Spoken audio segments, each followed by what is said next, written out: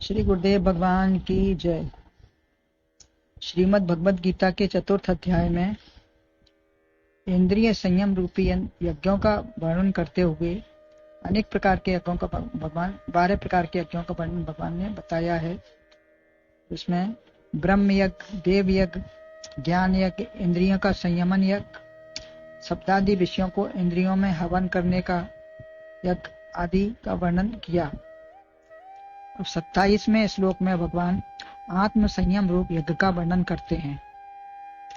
श्लोक है, सर्वाणि इंद्रिय कर्माणि प्राण कर्माणि चापरे आत्म संयम योगाग्नौ जोवती ज्ञान दीपते। कर आत्म संयम रूप योगानल प्रदीप्त ज्ञान से कर नियम भजते विविध विधिनर अन्य देव विधान से। अर्थात अपरे सर्वाणि इंद्रियाणि कर्माणि च प्राण कर्माणि ज्ञान दीप्ते आत्म संयम योगाग्नौ जोवती। अर्थात दूसरे भक्तजन अपरे समस्त इंद्रियों के व्यापार, चेष्टाओं और प्राणों के कर्म को ज्ञान के द्वारा प्रकाशमान आत्म संयम रूप योगाग्नि में परमात्मा में हवन करते हैं। यह छठा यज्ञ है। गीता के अनुसार यह छठा यज्ञ है। इंद्रियों को फिर विषयों का संयम, इंद्रियों का फिर विषयों का संयम यानी शास्त्र अनुसार विषयों को ग्रहण करना है। धर्मा विरुद्धो भूतेषु 7वें अध्याय में वर्णन किया है। धर्मा विरुद्धो भूतेषु मतलब काम भी उनका ही रूप है, अलग नहीं है। उन सबको भगवान स्वीकार करते हैं। धर्म से अविरुद्ध इंद्रिय सेवन में अंकुश है। काम भी भगवान से अलग नहीं है, किंतु धर्म के साथ हो। इंद्रिय सेवन में उसमें अंकुश हो, खुली छूट नहीं है इंद्रियों को कि जो विषयों के समय जो जैसा चाहा कर लिया, ऐसा नहीं। जैसे किसी जानवर का मुंह बांध दिया तो वह वास्तविक रुकावट नहीं है, वरन जबरदस्ती की रुकावट है, डंडे के बल पर। स्वतः भाव हो कि अमुक समय में अमुक विषय का सेवन हमें नहीं करना है, ऐसी मर्यादा रोम रोम में पिरो जाए। मन को कैसे रोका जाए? चतुष्टय अंतःकरण को रोकना है। पहले हमको अपने अंतःकरण को रोकना होगा। चतुष्टय मन बुद्धि चित्त अहंकार को रोकना होगा, तब हम इंद्रियों को बाद में बस में कर सकते हैं। मन बुद्धि और चित्त अहंकार चारों रुकेंगे तभी कुछ रुका, अन्यथा कभी मन नहीं मान रहा है तो कभी बुद्धि भी उसमें लग गई। कोई अस्वस्थता में अथवा किसी साधारण समय में भी अमुक काम या वस्तु के बिना हम रह ही नहीं सकते, ऐसा हमारा विचार बन गया। तो रुकना नहीं तभी है जब सामने प्रिय वस्तु हो परंतु मन वहां ना जाए। वही रुकना कहा जाएगा कि सामने कुछ होते हुए भी हमारा मन उसमें बलात् ना जाए, हठात ना जाए। कर्तव्य व मर्यादा पूर्वक हृदय से स्वीकार हो। ये बात कर्तव्य, हमारा यही कर्तव्य है, हमारा यही मर्यादा है, ऐसा हम हृदय से अपने ऊपर दृढ़ता रखें। अतः हमारी समस्त इंद्रियां, कर्मेंद्रियां और ज्ञानेंद्रियां, 5 कर्मेंद्रियां हैं और 5 ज्ञानेंद्रियां हैं, उस समस्त इंद्रियों को कार्य को बस में रखें। कोई भी काम अनजाने हो ही जाता है, अतः पहले ऊपर से समझाओ। अनजाने में कोई काम ना बन जाए तो हम पहले ऊपर से माने की चतुष्टय अपने मन बुद्धि चित्त अहंकार को बस में करें, हृदय को पहले समझाएं। जब बड़ा अधिकारी गलत नहीं करतेगा तो छोटे कर्मचारी को दमन द्वारा भले ही, अगर बड़ा कर्मचारी काम गलत करता है तो छोटे कर्मचारी को हमारा रोकने का अधिकार नहीं है, और छोटा भी दमन द्वारा हम भले ही रोक लें लेकिन वो सुधार नहीं आ पाएगा। अपने आचरण से ही शिक्षा मिलती है और वही इच्छा जमती है और अच्छी होती है। दूसरे अध्याय में भी सबसे पहले बुद्धि प्रज्ञा को ही सुधारने का उपदेश दिया है। बुद्धि ठीक है और प्रज्ञा निष्ठामय है, दृढ़ है, तो ये समस्त इंद्रियां गलत रास्ते पर नहीं जाएंगी। खुले नेत्रों में भी वह दृश्य अंदर नहीं पहुंचेगा।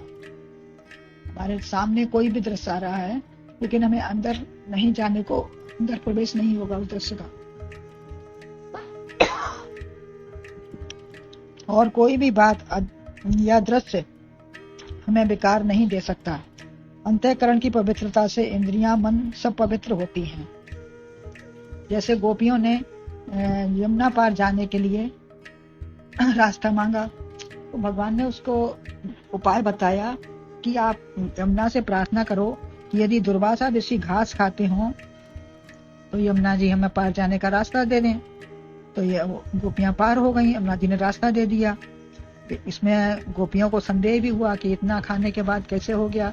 मतलब उनका महाराज दुर्वासा जी का ये खाने का भाव ही नहीं था। गोपियों के भाव अनुसार, उनके प्रेम के अनुसार उन्होंने पा लिया जो कुछ पाना था, लेकिन उन्होंने उसको घास समझ के ही पाया, इसलिए उसको उनकी इंद्रियों का कोई वो नहीं था उसमें। गोपियां पार हो गईं। इसी प्रकार से कहा कि कृष्ण यदि बाल ब्रह्मचारी हों तो हमें दूसरी तरफ से रास्ता मिल जाएगा। तो तब उनको भी रास्ता मिल गया, गोपियों को फिर रास्ता मिला। तो उनको ये भी लगा कि कैसे बाल ब्रह्मचारी हैं, लेकिन वो मन से बाल ब्रह्मचारी थे और उनको सब कुछ साथ 16,108 रानियां होते हुए भी उन्होंने कभी अपने को उसमें परिवार में लिप्त नहीं रखा। तो पाप मन से लगता है, आत्म संयमन में सब हवन कर दिया है। कोई विकार जब नहीं है अंतःकरण में, तो ऐसे यज्ञ से सब निष्पाप ही हो जाते हैं। उन्हें कोई प्रभाव नहीं होता, किसी बात का कोई प्रभाव नहीं रहता। संसार के किसी भी विकार से वो निर्लिप्त रहते हैं। समस्त इंद्रियां व पंच प्राणों के कर्म भी हवन हो जाते हैं। श्वास लेता हुआ, छोड़ता हुआ सब कुछ हवन हो जाता है। कर दिया तो सब कुछ करते हुए वह नहीं करता। यह आत्म संयम रूपी योगाग्नि है। योगाग्नि ज्ञान के द्वारा प्रकाशित होती है। यह परमात्म ज्ञान इंद्रिय मन के उपराम होने पर ही प्राप्तव्य है। जब इंद्रियां मन हमारी उससे किसी चीज से उपराम हो जाती हैं, तभी हमें यह ज्ञान प्राप्त हो पाता है। विषय अंतःकरण में होते हैं, चाहे सेवन करें या न करें। जब अंतःकरण में उसकी चाह होती है, तभी इंद्रियां उसकी ओर आगे बढ़ती हैं। किंतु ज्ञानी का एक प्रकार से अरणि मंथन समारोह है। ज्ञानी उसमें जैसे लकड़ी अरणी को समाधान की रस्सी से विवेक रूपी मथानी के द्वारा गुरु वाक्य से समाधान धैर्य द्वारा करते हैं। हृदय रूपी लकड़ी अरणी के समाधान की रस्सी से विवेक रूपी मथानी द्वारा गुरु वाक्य से धैर्य द्वारा करते हैं उसको। अरणी का जो मंथन होता है यज्ञ में, तो उनका ज्ञानी का इस तरीके से उसका मंथन होता है अंदर ही अंदर। गुरु वाक्य का धैर्य और अरणी मंथन समाधान की अपने अंदर उनको विचार से समाधान हो गया। और जो कसकर दबाई जाती है धैर्य से, ये रगड़ना, प्रकट करना, शक्ति लगाना, ये सब गुरु उपदेश की ही शक्ति है। गुरु उपदेश जब इतना दृढ़ता से बैठ जाता है, तो उसी शक्ति से उनका अग्नि प्रकट होती है। बीच में धुआं भी होता है। एक बार बुद्धि में लोभ प्रकट होता है, माने कि बुद्धि में लोभ प्रकट हुआ, रिद्धि सिद्धि दिखाती हैं, परंतु यह लक्ष्य पूर्ण नहीं हुआ। धुआं आने का मतलब कि लक्ष्य अभी पूर्ण नहीं हुआ। तब धीरे से एक प्रकाश की चिंगारी, सूखी हुई रुई, अंतःकरण रुई के समान हल्का शुद्ध हो गया। तब अग्नि प्रकट हो गई।